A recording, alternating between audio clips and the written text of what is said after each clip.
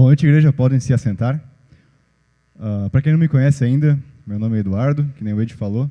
Sou casado com aquela mulher maravilhosa ali, a Bianca. E para quem me conhece há mais de um tempinho, assim, alguns anos, sabe que eu gosto de uma banda muito boa, que é Projeto Sola, né, Thiago? Projeto Sola. E uma música que o Thiago canta bastante aqui na igreja é uma música chamada Redenção. Que ela fala bem assim: Jesus Cristo, Rei dos Reis, nos trouxe a redenção. A esperança retornou, graça e paz nos revelou. Uma música bem conhecida, garanto que todo mundo que escutou ali já começou a cantarolar, né? Jesus Cristo, Rei dos Reis. E vai ser sobre isso que eu vou falar hoje à noite, sobre a história da redenção. Talvez você esteja aqui hoje à noite e não saiba o que é a história da redenção. Não saiba o que é a redenção, não saiba para quem é a redenção e por que se faz necessária a redenção na vida do cristão. E o que eu vou falar aqui hoje à noite não é nada diferente daquilo que a gente vem escutando há 7 anos aqui nessa comunidade. 7 anos sendo pregado sobre a história da redenção. Mas por que às vezes a gente não sabe por que se faz necessária essa redenção? E tomando as palavras do Israel, que ele começou o culto aqui hoje à noite, falta de leitura bíblica. A falta de leitura bíblica, ela é a responsável pela falta de conhecimento sobre o nosso Deus. A gente precisa se alimentar dia após dia. Quando a gente tem um encontro real com Cristo, assim como Israel teve, a gente começa a ler ela todo dia, inevitavelmente. Se alimentar da Bíblia deve ser a nossa base, da nossa nutrição, da nossa fé, para nós sermos fortificados espiritualmente. Jesus fala em João 4 que o Pai procura por adoradores que o adorem em espírito e em verdade. Em espírito, aqueles que foram batizados com o Espírito Santo e são o templo do Senhor para adorarem Ele onde que eles estiverem. E em verdade quer dizer em conhecimento, que conhecem o Deus que você adora. Então o Senhor procura por pessoas que conhecem Ele, conhecem a sua revelação da Bíblia. Eu repito com muito amor, aquilo que eu vou expor hoje é para fortificar a nossa comunidade. É para fortificar ela em conhecimento, em graça do nosso Senhor Jesus Cristo. E não podia faltar de mencionar, não podia não mencionar isso, mas a Bia sempre me zoa. Em toda pregação que eu faço, eu começo de Gênesis e acabo em Apocalipse. E hoje não vai ser diferente. Hoje vocês vão ter que me aguentar por toda a Bíblia. Então, vamos começar sobre a história da redenção. A história da redenção, ela está registrada na Bíblia, nosso manual de fé, onde nós cremos que Deus revelou para nós toda a verdade que nós precisamos conhecer sobre tudo. A história da redenção ela é dividida em 6 partes, em 6 atos. Primeiro, criação, depois queda, Israel, a vinda do nosso Senhor Jesus Cristo, a era da igreja e o retorno de Jesus. Essa é as etapas da história da redenção. E, para começar, o que é redenção? Dei uma pesquisada rápida no Google, e o Google diz assim: redenção é a proteção que livra de uma situação difícil. Salvação, resgate do gênero humano por Jesus Cristo. Cara, quando eu li isso aqui, eu pensei, o Google se converteu? Caraca! O Google é crente. E a redenção é exatamente isso. É o plano de salvação de Deus para toda a humanidade, para toda a criação. Antes da criação e da queda que eu falei aqui agora há pouco, Deus já tinha um plano perfeito para a salvação de toda a humanidade. Em 1 Pedro 1:20, ele fala que ele foi escolhido antes da criação do mundo. Jesus Cristo, o Filho de Deus, foi escolhido antes da criação do mundo para salvar todo aquele que nele crê. E é nisso que a gente está baseado sobre o que é a redenção.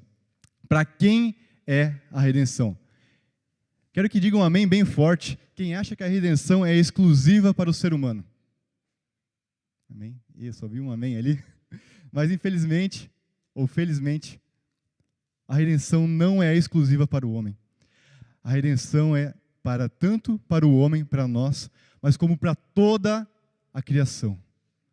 A redenção de Deus, Jesus Cristo morreu naquela cruz para dar a redenção, não só para nós, mas para tudo aquilo que o Pai criou.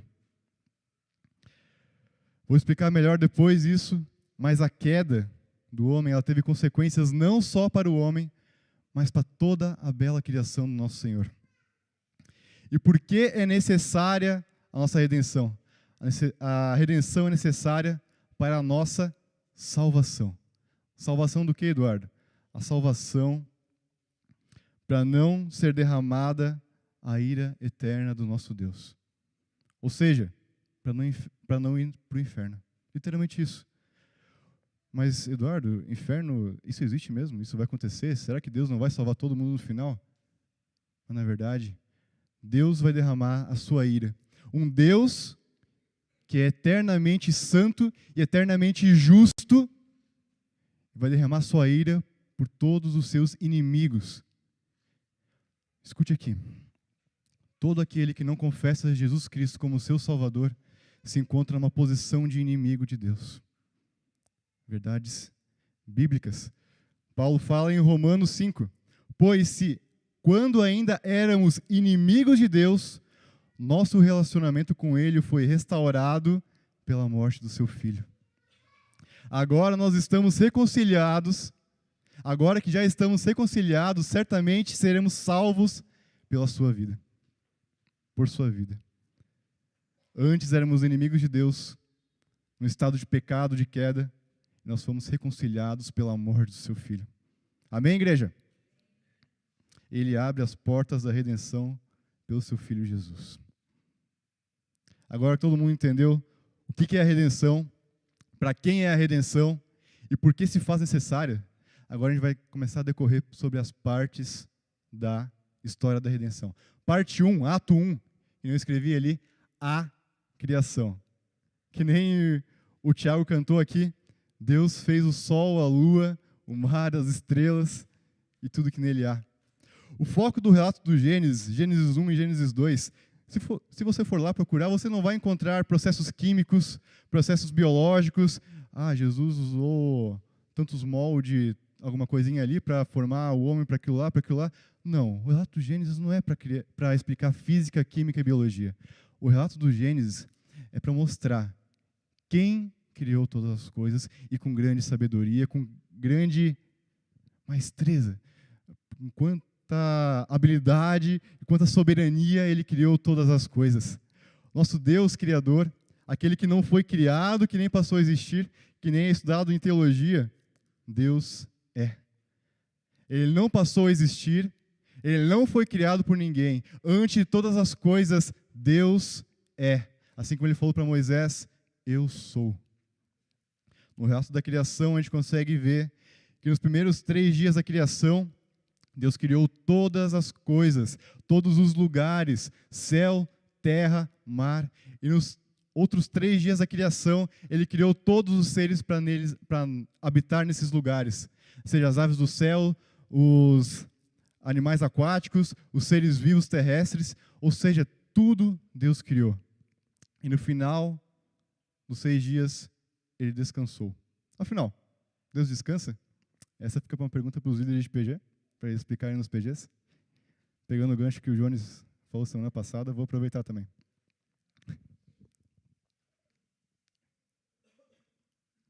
E no 6º dia da criação, Deus criou o homem. Meu amigo, você que está aqui hoje à noite, você não foi criado por acaso. Você não surgiu de um acaso, de algo que o universo se ajustou milimetricamente para gerar vida no planeta, que os processos químicos se ajustaram milimetricamente para você estar aqui no ano de 2022 por um mero acaso. Deus, Ele foi o Criador, totalmente intencional, para você estar aqui hoje à noite. Deus, Ele não quer que você morra sem saber que Ele tem um propósito para a sua vida, que Ele tem objetivos para você. A sua morte não vai ser um caminho para a inexistência eterna, para a escuridão eterna, que não tem sentido nenhum depois da morte. Deus, Ele deu um sentido, uma eternidade para a gente ao seu lado. A salvação. Deus nos criou. Em Gênesis 1, 26, ele fala: façamos o homem a nossa imagem, ele será semelhante a nós. Deus nos criou a sua imagem. Se alguém aqui tem crise de identidade, se alguém aqui já teve crise de saber quem eu sou, se alguém aqui tem crises de por que eu existo, por que eu estou no mundo, a resposta está no nosso Criador. Porque se nós somos a imagem dele, nós não conseguimos saber quem nós somos por nós mesmos. Nós só conseguimos saber olhando para aquele que nos criou conforme ele é. Deus nos criou a sua imagem e a sua semelhança. Deus deu uma ordem para nós. Ele diz em Gênesis 1, 28. Então Deus os abençoou e disse: sejam férteis e multipliquem-se, encham a terra e dominem sobre os peixes do mar, sobre as aves do céu, sobre todos os animais que rastejam no chão. Deus criou o homem com um propósito. Não foi por um acaso e não foi só para ser mais um ser no mundo. Ele criou o homem com um propósito: encher a terra, exercer domínio sobre a criação. Em Gênesis 2:18 ele fala: não é bom que o homem esteja sozinho. De onde que Deus tirou isso? Por que não é bom que o homem esteja sozinho? Deus é um eterno laço de comunhão entre três pessoas: Pai, Filho e Espírito. Por que não é bom que a sua criação esteja sozinha? Porque Deus, da eternidade passada à eternidade futura, Ele existe em uma comunhão de amor entre as pessoas da Trindade. E por isso Ele falou: não é bom que o homem esteja só. E criou a mulher para estar junto com o homem, ensinando que nós precisamos de relacionamento. Um relacionamento de família, relacionamento de aliança. Por isso que Ele criou a sua imagem e semelhança o homem.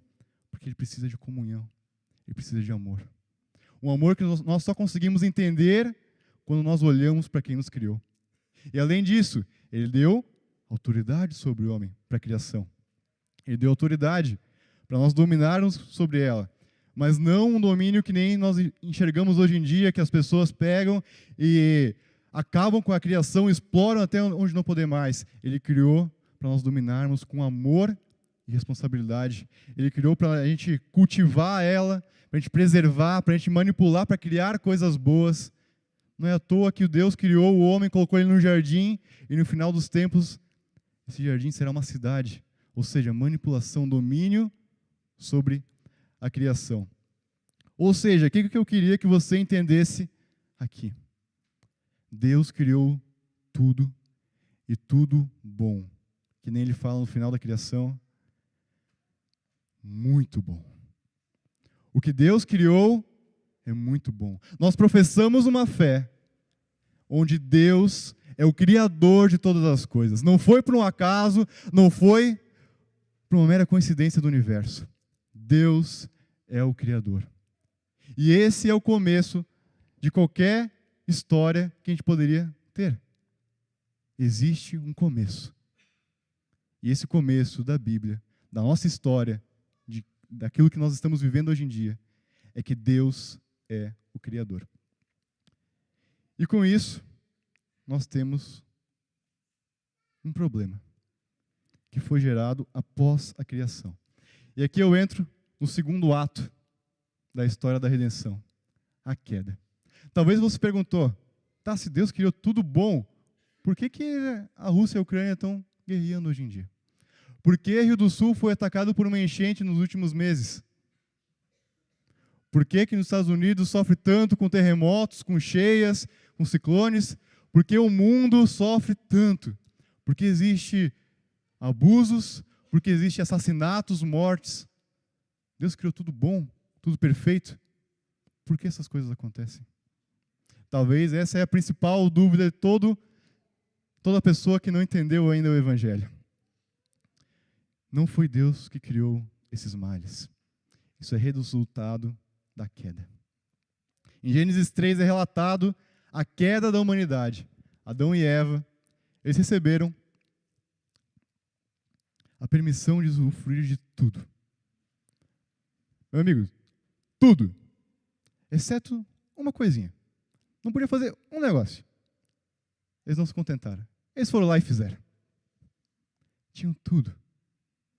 Mas queriam saber do conhecimento do bem e do mal.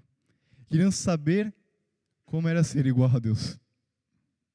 Queriam conhecer daquilo que o Senhor tinha afastado eles. Romanos 5,12 fala: quando Adão pecou, o pecado entrou no mundo, e com ele a morte, que se estendeu a todos, porque todos pecaram. Eu falo para ti hoje, todas as pessoas, todas, sem exceção, pecaram. Todas. Todos herdam a herança de Adão, a herança do pecado, a herança da inimizade. E falando dessa inimizade, a queda trouxe consequências para nós. Trouxe 4 inimizades. Primeira, inimizade entre o homem e Deus. O homem se tornou inimigo de Deus. Por isso que eu falei no começo dessa mensagem que nós somos inimigos de Deus se nós não encontramos a redenção em Jesus Cristo. A queda gerou inimizade com o homem e seu Criador.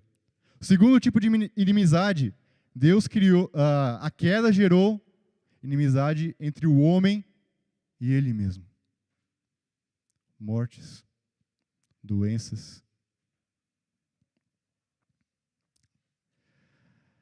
crise de identidade, depressão.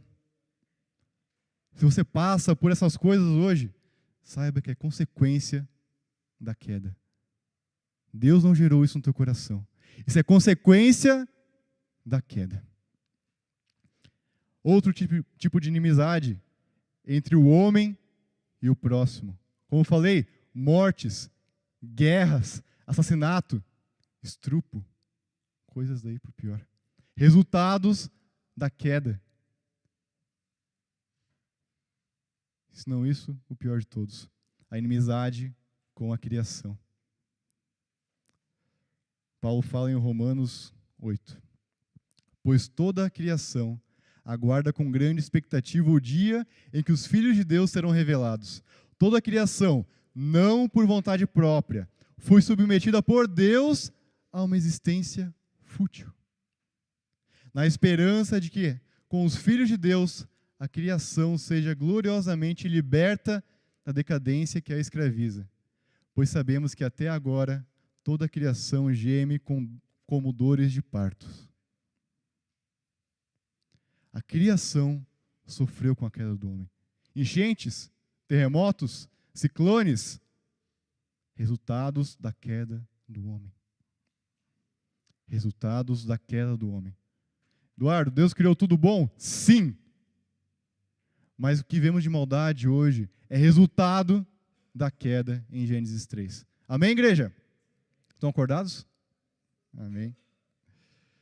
Então a queda gerou uma perversão de tudo aquilo que Deus gerou de bom. Mas temos uma esperança. Deus, no final de Gênesis 3, ele falou para a mulher que da sua descendência sairia alguém que pisaria na cabeça da serpente. Serpente que enganou a Eva para comer o fruto, para desobedecer a Deus. Um descendente que pisaria sobre a cabeça dela para vingar todo o mal, acabar com todo o mal, para restaurar todas as coisas. Deus, ele deu a esperança logo após a queda. E com isso nós finalizamos o segundo ato da história da redenção. Nós temos o início, nós temos o problema. Deus deu a esperança. Deus irá prover a redenção. E com isso nós entramos no terceiro ato. Israel. No final de Gênesis 3, entrando em Gênesis 4, até Gênesis 11, nós vemos os resultados que a queda gerou. nós conseguimos ver que a queda foi tão maligna para o ser humano que até em Gênesis 6, o Senhor não aguenta 2, 3 capítulos e ele fala, não, vou acabar com a humanidade. Não tem mais como. Não tem mais como. Mas ele escolhe um homem para salvar e sua família, porque ele viu graça nele, ele era justo, então ele decide, vou recomeçar por este homem. E ele deu uma aliança para ele, falando, nunca mais irei acabar com a humanidade. E ele dá um mandamento. Gênesis 9, 1. Então Deus abençoou Noé e os seus filhos e lhes disse, sejam férteis e multipliquem-se, encham a terra. Mas o pior de tudo, a semente da queda ainda estava lá. Ainda estava naquela família. A gente consegue ver ao longo ali dos capítulos, até Gênesis 11, que o ser humano se rebela de tal maneira que ele decide, em Gênesis 11, venham, vamos construir uma cidade com uma torre que chegue até o céu. Assim ficaremos famosos e não seremos espalhados pelo mundo. Eles não queriam se espalhar e se multiplicar, obedecendo ao seu Senhor. Eles se rebelaram. Então Deus desce em um ato divino e divide as línguas como nós conhecemos e acaba com os planos dele. Mas eu te pergunto, qual a esperança depois de tudo isso? Deus acabou com a humanidade, recomeçou ela a partir de Noé, pensou, vai dar tudo certo agora. Deus não pensou isso, né? Mas talvez Noé pensou, vai dar tudo certo agora. Depende de nós? Bora. Na verdade, não. Piorou de novo. De novo e de novo. Mas Deus, ele faz um ato maravilhoso. Ele se revela a um homem. O nome desse homem era Abraão. Deus se revela a ele. Ele dá uma promessa para ele. Uma promessa, e ele dá 3 coisas nessa promessa. Ele diz para Abraão, cara, vou te dar uma terra, vou te dar uma descendência e uma bênção. A terra, a gente sabe disso hoje, que a terra é para a descendência daquelas pessoas de sangue que é Israel. Mas nós, como somos filhos espirituais dessa descendência de Abraão, nós vamos herdar a nova Jerusalém. Assim como Paulo fala em Gálatas. Ele promete uma bênção. A bênção seria a salvação para toda a humanidade. Mateus começa falando o relato sobre Jesus Cristo em Mateus 1, e ele escreve, esta é a genealogia de Jesus, filho de Abraão. A bênção da salvação veio de Abraão, Jesus Cristo. Mas Abraão morre sem ver a realização dessa promessa. Mas a Bíblia fala que ele foi justificado, porque ele creu. Ele creu nessa promessa. E com isso a gente consegue ver que todas as pessoas do Antigo Testamento que foram salvas porque elas creram na promessa de salvação. Creram na promessa de Jesus Cristo. Mesmo as pessoas que viveram antes de Jesus, todas elas foram salvas pela graça do nosso Jesus Cristo. Toda a salvação passa por Jesus. Toda a salvação é pela graça e não por nossas obras. Descendência de Abraão começa a percorrer a terra e vai até a terra do Egito, a nação do Egito. Lá eles são oprimidos, são feitos de escravos, e o Senhor não se esquece da sua promessa. Ele não esquece da sua promessa de redenção. Deus trouxe libertação para aquele povo. Deus faz milagres, derrama seu juízo sobre a terra do Egito e liberta o povo que está portando a redenção. Deus liberta o povo do Egito, liberta da escravidão e leva eles para o deserto. E lá no deserto ele entrega a sua lei para eles. Uma lei que nem Paulo fala que é boa. Por que ele entrega a lei para o seu povo? Para ele habitar no seu meio. Você consegue ter ideia do Criador de todas as coisas habitando com o seu povo? Deus, o Criador, habitando.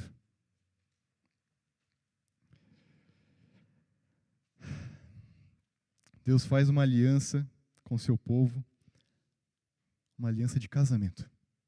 Assim como o profeta Oséias fala, Deus é como um marido para sua esposa, que é o seu povo. A aliança de Deus, ela fala de 3 coisas para nós. A primeira aliança, a aliança de Moisés. Ela fala de como nós somos maus. Israel não conseguiu cumprir essa lei. A lei revela quem Deus é. Ele precisava se revelar para um povo que não conhecia Deus.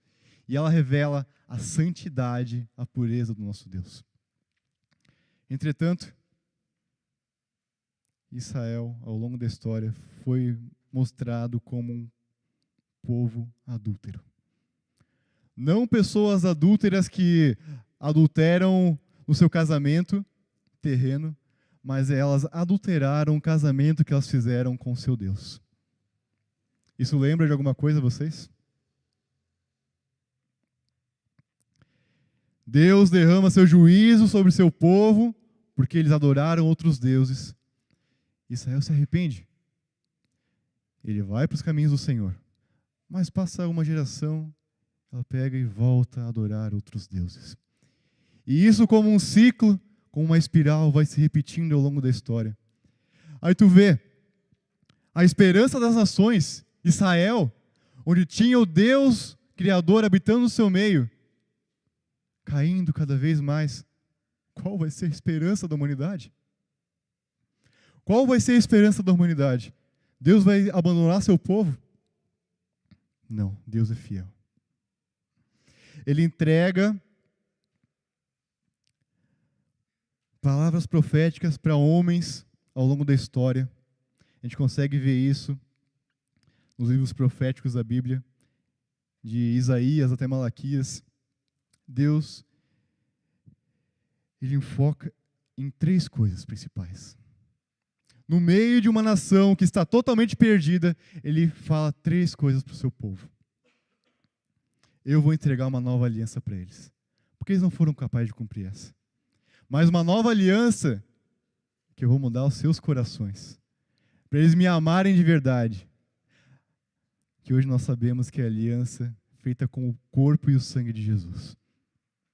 Nós podemos amar a Deus porque Ele entregou uma nova aliança para nós, baseada no sangue do seu Filho. Ele falou de um Salvador que seria um rei, um Salvador que viria da linhagem real de Israel, um Salvador que viria da descendência de Abraão, que viria da descendência de Davi. Ele fala sobre um reino vindouro. Ele fala de um reino onde o próprio Senhor seria o seu rei e onde todas as nações participariam desse reino e não haveria mais maldade e haveria restauração de todas as coisas. Ele restaura a esperança de uma redenção. E ele entrega isso para o seu povo, entrega essas palavras. E o povo, como se ele estivesse no Egito ainda, ele aguarda com dor, sofrimento, porque ele não aguenta mais participar dessa aliança que não tem um coração mudado pelo Senhor. Que é o estado que nós estamos, se nós tentamos viver o Evangelho sem ter uma mudança real do nosso coração. Se nós não participamos da aliança firmada pelo sangue de Jesus, se nós não temos o coração renovado por Jesus Cristo, nós não conseguimos amar a Deus de verdade. Nós sofremos com essa religiosidade, com esse legalismo, porque nós não temos nosso coração mudado. Mas chegou o 4º ato da redenção.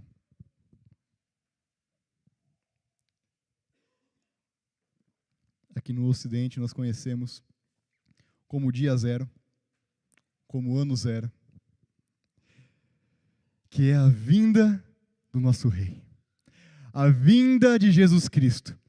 Aquele, Jesus de Nazaré, que nasceu de uma mulher virgem, cumprindo aquilo que Isaías falou. Aquele que nasceu em Belém, cumprindo aquilo que Miqueias falou. Aquele que foi para o Egito e voltou. Aquele que viveu na Galileia, aquele que fez milagres em sua terra. aquele que cumpriu as profecias sobre a sua vinda, aquele que Israel esperava, aquele que toda a humanidade, aquele que a criação esperava, estava aqui na terra. Jesus Cristo, Deus conosco. O próprio Rei veio trazer redenção para o seu povo. Jesus Cristo veio trazer a salvação. Esse é o ponto mais alto da história da redenção, onde Jesus vem nos libertar. Amém, igreja? Jesus Cristo veio nos libertar. Jesus Cristo veio libertar seu povo dos sintomas da queda. Seu povo, a criação, tudo. O próprio Filho de Deus veio para cumprir a história da redenção. Ele viveu 30 anos aqui na terra. Nos próximos 3 anos, ele viveu seu ministério aqui, mostrando e testificando. Galera, sou filho de Deus.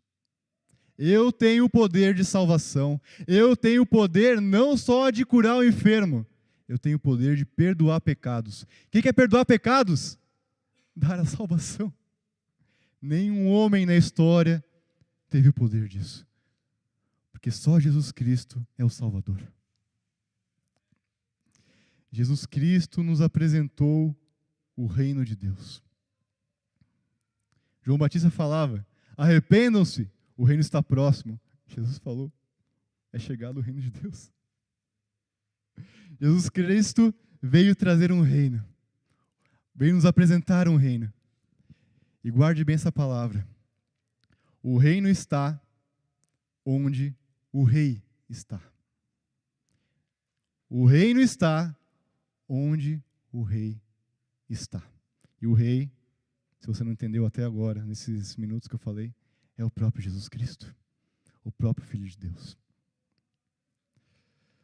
Mas existe um ponto muito triste nessa história, que hoje nos traz alegria. Jesus Cristo foi rejeitado por esse povo infiel que precisava de uma redenção mais que todos os outros povos, porque eles rejeitaram o Senhor. E esse povo rejeitou Jesus Cristo e que iriam matá-lo e penduraram numa cruz. Mas era isso que eles pensavam. Ninguém matou Jesus. Que nem ele falou, ninguém tira a minha vida. Ele mesmo a entregou. E entregou em favor de nós. A morte de Jesus foi para salvar a nossa vida. Em Isaías 53, o profeta fala, apesar disso, foram nossas enfermidades que ele tomou sobre si, e foram nossas dores que pesaram sobre ele. Nós temos comunhão com o nosso Deus Criador, por causa da morte do seu Filho. É por isso que nós estamos aqui hoje à noite, porque nós somos alcançados pela morte do seu Filho. Mas Jesus não apenas morreu, ele ressuscitou. Essa é a maior esperança da humanidade, é a maior certeza que nós podemos ter. Ele comprovou tudo o que ele fez. Ele comprovou tudo o que estava escrito, porque ele ressuscitou. Nenhum homem na história está ressuscitado hoje em dia. Apenas Jesus Cristo. Em Lucas 24, as mulheres foram ao túmulo de Jesus para ver o seu corpo, e anjos falam, por que vocês procuram entre os mortos aquele que vive? Ele ressuscitou. Essa é a nossa esperança. Depois de passar 40 dias ressurreto, após aparecer a mais de 500 pessoas, ele ensinou o evangelho genuinamente agora para as pessoas que têm o coração transformado, que antes elas não criam nele. Agora, Jesus ressurreto, não, esse é o Filho de Deus. Elas aprenderam com ele, e após 40 dias, ele subiu aos céus e está com o Pai. E ele deixou uma promessa que iria voltar. E agora? Estamos no 4º ato da redenção. E agora? Por que isso não acabou no ano 33? Por que nós estamos aqui? Por quê? Talvez essa seja a pergunta que muitos fazem. Meu Deus, estamos no ano 2022. Por que existe mal ainda no mundo? Se Jesus veio, por que tantas pessoas sofrem? Por quê? Essa é uma pergunta que ecoa.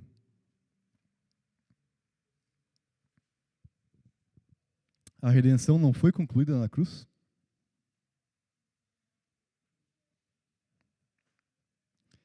Jesus foi para o Pai e ele falou: vou lhes preparar um lugar. João registra isso. Esse lugar, se você não sabe ainda, Nova Jerusalém. Aquela na qual nós cantamos em Isaías 9 com todo o brado. A Nova Jerusalém, a cidade com fundamentos eternos, que nem diz o escritor de Hebreus.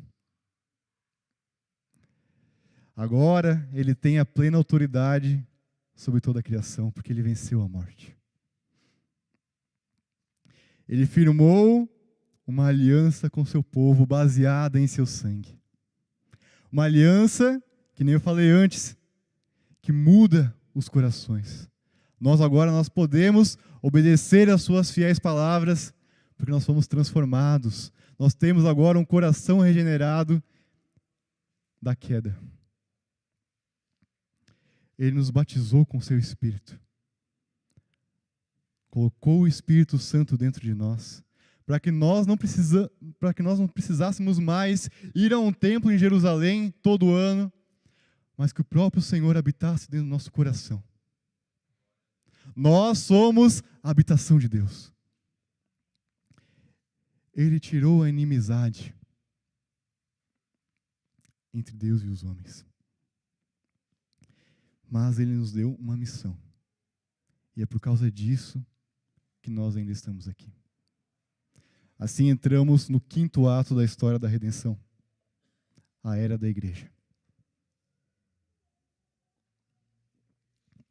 Deus, Jesus Cristo, nos deu uma missão que nós chamamos de grande comissão. Repita comigo, grande. A grande comissão é uma missão para que toda a igreja, todos aqueles que foram salvos, levem essas boas notícias. Qual é a boa notícia? O que é o Evangelho? Jesus Cristo morreu por nós. Morreu na cruz para tirar a inimizade entre Deus e os homens. Nós estamos capacitados pelo Espírito Santo que habita em nós para levar o Evangelho para toda criatura. Deus deu essa missão e Ele confiou em nós, na sua igreja, para levar o Evangelho para todo o povo, para toda a tribo e para toda a nação. Jesus Cristo nos deu poder. Isso que aconteceu em Atos 1 e Atos 2. Ele nos deu poder para falar na língua do povo, para falar na língua dos homens. Vocês têm a oportunidade de receber a salvação pelo sacrifício de Jesus. Essa é a nossa missão. Não é só, Senhor, eu aceito Jesus como meu Salvador e sentar no banco e não fazer nada da minha vida. Jesus te deu uma missão, Ele te deu um propósito. Leve o Evangelho. Porque você foi salvo. Se você foi salvo e ama o seu Senhor, obedeça às suas palavras. Ele fundou a sua igreja para que todo aquele que nele crê possa entrar no seu reino quando ele voltar. Nós, hoje, ano 2022, nós estamos fazendo parte da história da redenção. Amém, igreja? Nós estamos fazendo parte. Sabe a lacuna que tem ali entre o livro de Judas e Apocalipse?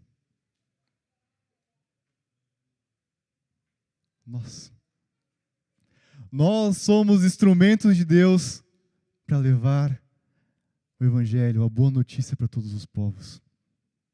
Meu irmão, você não está fazendo isso, cara? Acorda. Deus está dando tempo para você obedecer a sua mensagem. Nós hoje podemos nos alegrar, que nem o Tiago falou, hoje à noite é uma noite de celebração. Por quê? Porque nós fomos alcançados pela salvação do nosso Senhor. Hoje nós temos a Bíblia, nós podemos ler dia após dia a sua palavra e crer fielmente naquilo, porque Cristo ressuscitou. Nós podemos crer na sua história de redenção, porque Cristo pagou o preço dos nossos pecados. Nós nos reunimos em nome do Senhor Jesus, para cantar o seu amor, para nos fortalecer, encorajar, nos animar diante desse mundo que está em caos. Nós podemos servir o corpo de Cristo, porque nós fomos alcançados por Ele.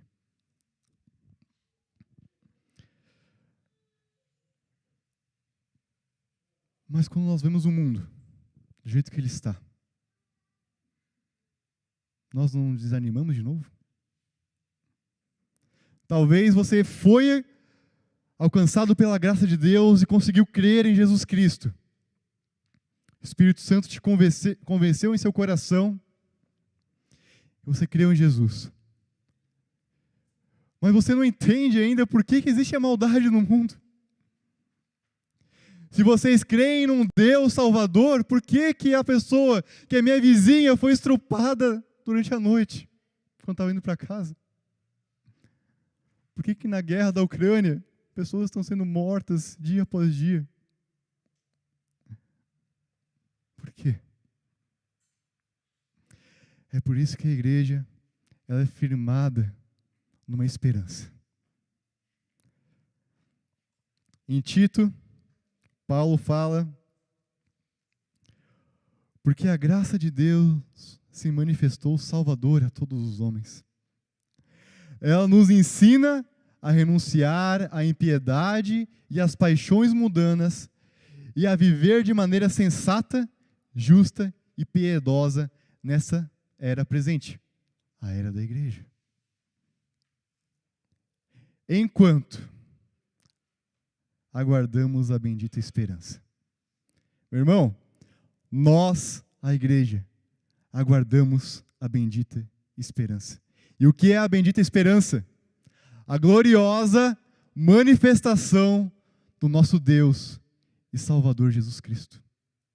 Aquilo que nos mantém firme, aquilo que nos mantém abalizados, é a nossa bendita esperança. A esperança da gloriosa manifestação do nosso Senhor e nosso Salvador Jesus Cristo. E com isso, meus irmãos, entramos no sexto e último ato da história da redenção.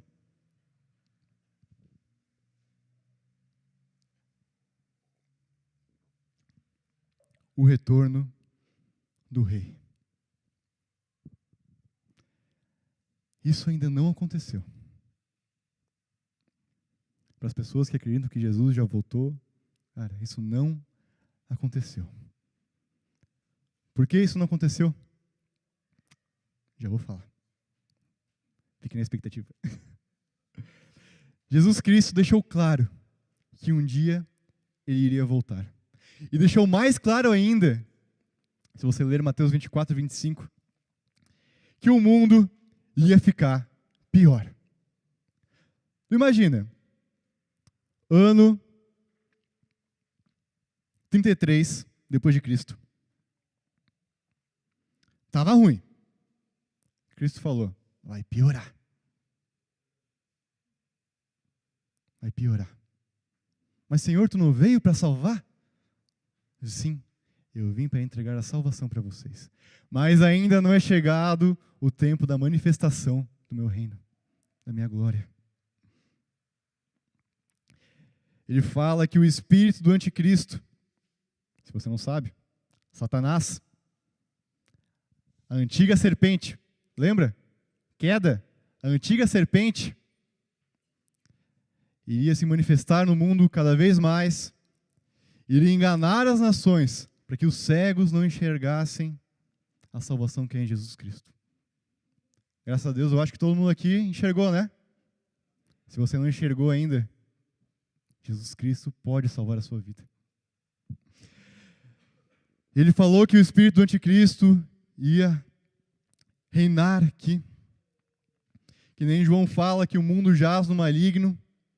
A perseguição da igreja, a perseguição dos filhos de Deus iria aumentar cada vez mais. A fome iria aumentar. Mas sabe o que Jesus Cristo fala? Que nosso Pai dá o pão de cada dia. Amém? As guerras iriam aumentar, mas nós temos a paz que excede todo o entendimento. Que haveriam mais mortes, mas o nosso Senhor venceu a morte.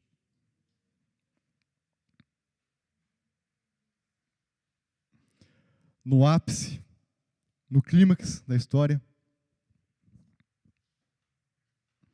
cumprindo todas as promessas que faltam, Jesus Cristo retorna. A grande manifestação de Jesus Cristo, gloriosa, como Paulo fala, no tocar da 7ª trombeta. Eu queria ler um texto com vocês. Apocalipse 11. O famoso livro temido pela igreja durante os séculos. Talvez nós estamos tão fracos hoje, porque nós não temos a bendita esperança. Meu irmão, leia Apocalipse. Medite nas Escrituras, leia os profetas. Lá está a esperança, a bendita esperança da manifestação do nosso Senhor. Em Apocalipse 11, o 7º anjo tocou a sua trombeta e houve altas vozes nos céus que diziam: o reino do mundo se tornou do nosso Senhor e do seu Cristo, e ele reinará para todo sempre. Irmão, Jesus Cristo vai reinar para todo o sempre. Essa é a nossa firme esperança, a manifestação do nosso Senhor Jesus Cristo. Continuação do texto. Os 24 anciões que estavam sentados em seus tronos diante de Deus, prostraram-se sobre seus rostos e abandonaram e adoraram a Deus, dizendo: graças te damos, Senhor Deus Todo-Poderoso, aquele que és e que eras, porque assumiste o teu grande poder e começaste a reinar. No fim dessa era, nós sabemos, a guerra está vencida. Foi vencida na cruz, porque ele venceu a morte. O Senhor irá reinar. As nações se iraram. E chegou a tua ira.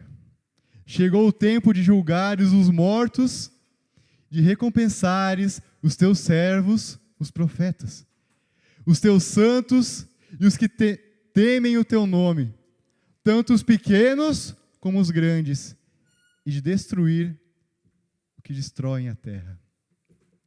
Vai haver restauração de toda a criação. Os sintomas da queda, você lembra?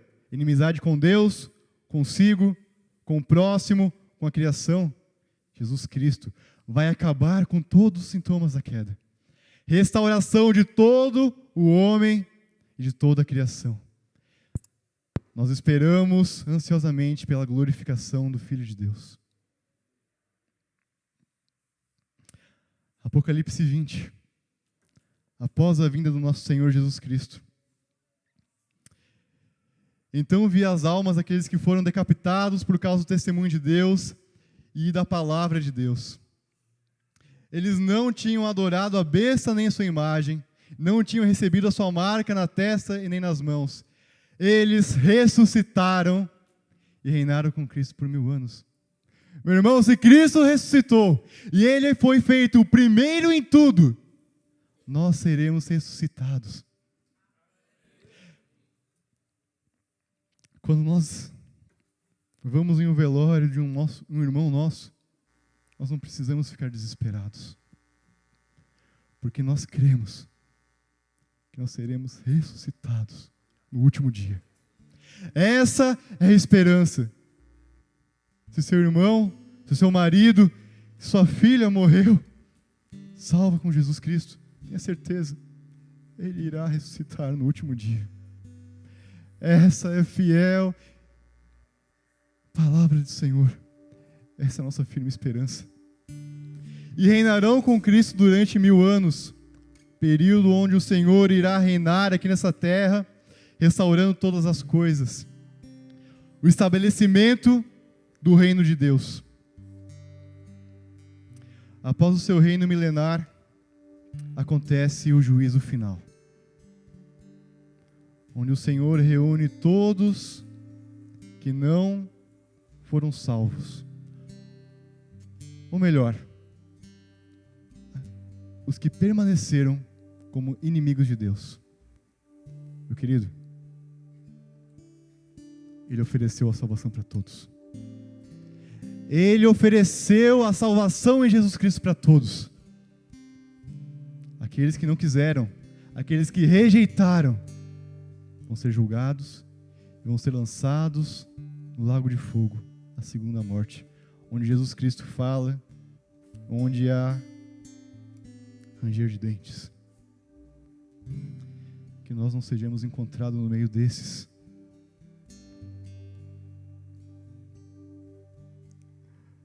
Mas para nós, salvos, após o juízo, há uma grande recompensa. Eu queria ler o último texto dessa noite. Então vi um novo céu e uma nova terra, pois o primeiro céu e a primeira terra já tinham passado, e o mar já não existia. Meu querido, você lembra na criação, o Senhor caminhava no jardim, o próprio Deus caminhava aqui na terra, com Adão e com Eva. O Senhor não caminhou mais aqui na terra, mas no último dia, céus e terra se unirão novamente. Vi a cidade santa, a nova Jerusalém, que descia do céu, da parte de Deus, preparada como uma noiva adornada para seu marido. Ouvi uma forte voz que vinha do trono e dizia: agora o tabernáculo de Deus está com os homens, com os quais Ele viverá. Eles serão o seu povo. Você quer fazer parte desse povo? E o próprio Deus estará com eles e será o seu Deus. Deus irá habitar de novo com seu povo. E com isso, o texto fala: Ele enxugará dos seus olhos toda lágrima. Não haverá mais morte, nem tristeza, nem choro e nem dor, pois a antiga ordem já passou. Meu querido, assim o nosso Senhor conclui aquilo que estava escrito antes da fundação do mundo. Ele conclui a sua obra-prima de redenção. Ali onde nós passaremos uma eternidade com o nosso Senhor, conhecendo a Ele. Essa é a nossa firme esperança. Nós sofremos com tristeza e dor hoje? Sim. A criação geme como dores de parto? Sim. O mundo espera pela plena manifestação dos filhos de Deus. A plena manifestação do nosso Senhor e de seu Cristo Jesus. Queria que você se colocasse de pé.